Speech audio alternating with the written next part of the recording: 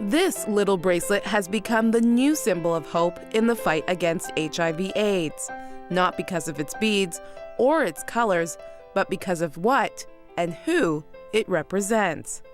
And this is the lady behind it all, Dr. Anne-Marie Zajdlik, HIV/AIDS physician and creator of the Bracelets of Hope campaign. What I see when I see a bracelet on the wrist of every Canadian, I see one country standing up and saying, we want to change the world. A world that Dr. Zajdlik and many other Canadians didn't really know existed.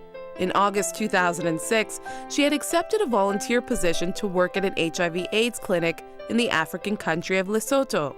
And even though she had been running her own HIV/AIDS clinic for years in Guelph, Ontario, it was a lecture given by AIDS activist Stephen Lewis that intensified her desire to do something overseas. But she still wasn't prepared for what she would encounter there. It's a very, very poor country, Lesotho is. But then to show up in the clinic, my first day at the clinic, and 100 people in the waiting room. We care for 350 people here. They see 100 a day there. And they all show up at 8 o'clock in the morning. The first job of the triage nurse when we were there would be to go up and down the hallway and pick out the patients who were actively dying. And bring those patients into exam rooms. We would stop everything and we would gather around this person who was usually alone and just hold on to them, sing to them, pray with them while they were dying. And then we'd clean up the body, move the body out and clean up the room and go back to work, each of us seeing about 35 patients a day. And most of those cases were heart-wrenching, she says, but it was the children and their stories that got to her the most. Children's Day was all HIV-positive children, and so many of them had been orphaned, coming in with neighbors, if there were any surviving relatives, so many coming in with their grandmothers who were ill-equipped to manage their disease, many of them infected with tuberculosis and a pneumonia that comes on as a result of HIV. So many of them breathing rapidly with that gaunt look on their face because they're gasping for breath. It was just one after the other. But returning to Canada took a large emotional toll on her as well. She was leaving a country behind that needed so much more than she could ever give. But she was determined to never forget what she saw. It took me about 6 months to recover, and there's a piece of me that will never be innocent again. I don't want to cry, I always do that. Because that's what the real world is like, and it's very hard to go from being Canadian and North American and not understanding how difficult the world is. So many innocent people are suffering, the children especially. So anyway, there's a part of me that I will just sort of carry around who's disappointed in the world.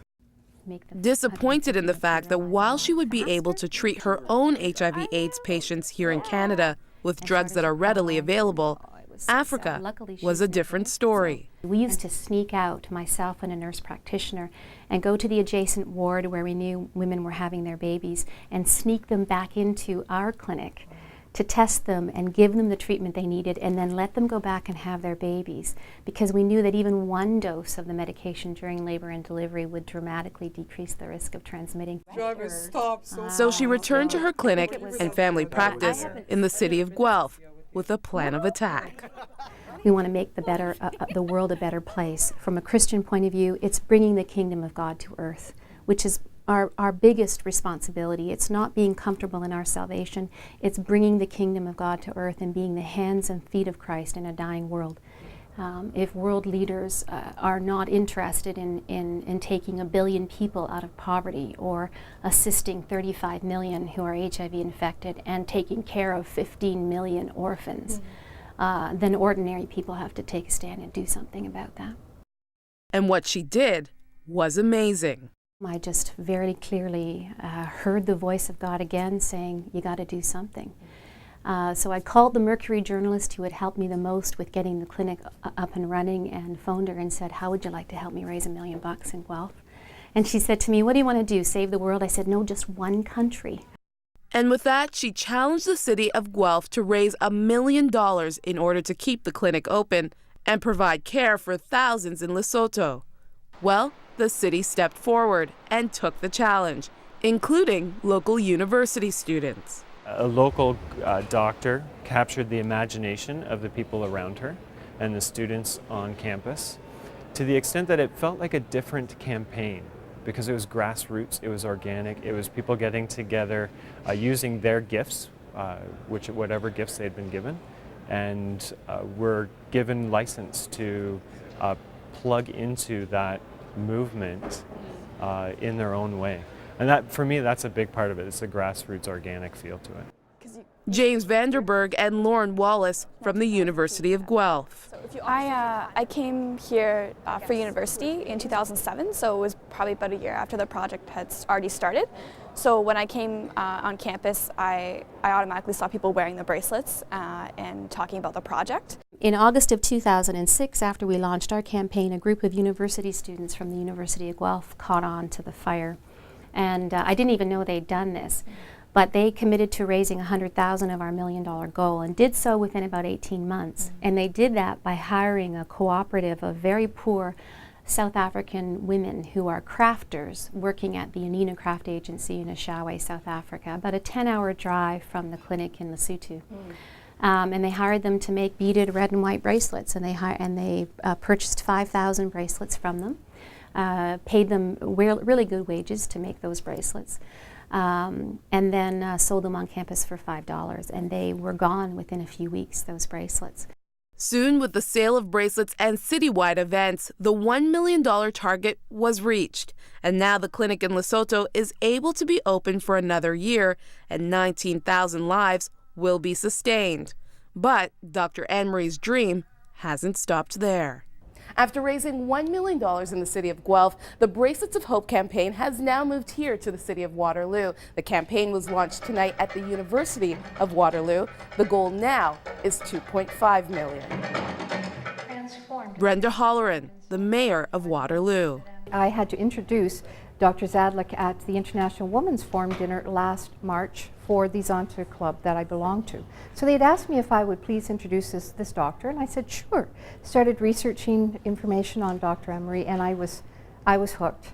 And then I heard her speak, and when she said she needed another community to step up and start selling the bracelets because they were reaching their goal of $1 million, I said, City of Waterloo, we're ready to help. Libby McRoberts was ready. She heard Dr. Anne-Marie speak at her church a few years ago. So when she was asked to join the Mayor's Bracelets of Hope Committee, she jumped on board. When you hear the story and you hear the numbers of people that are affected and you're kind of confronted with that, you get the feeling that you can't not help.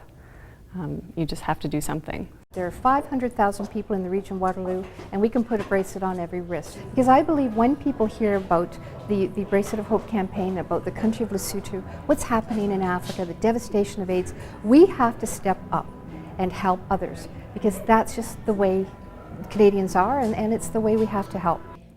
With Waterloo launched, Dr. Anne-Marie is hoping that more cities and communities will take the challenge. Bracelets will be on the wrist of every Canadian, and the story of AIDS in Lesotho will come to an end. I can see a bracelet on the wrist of every Canadian. And if we get a bracelet on the wrist of every Canadian, that's $150 million. That's just not $1 million to keep a clinic open for 1 year and sustain 19,000 lives. That's enough clinics in one country to wipe out their AIDS pandemic, right? It is very doable. There is no reason to have an AIDS pandemic, and there's no reason to have 1 billion people living in poverty. For further information on the Bracelets of Hope campaign, go to our website at crossroads.ca. In Waterloo, Ontario, Magdalene John, 100 Huntley Street.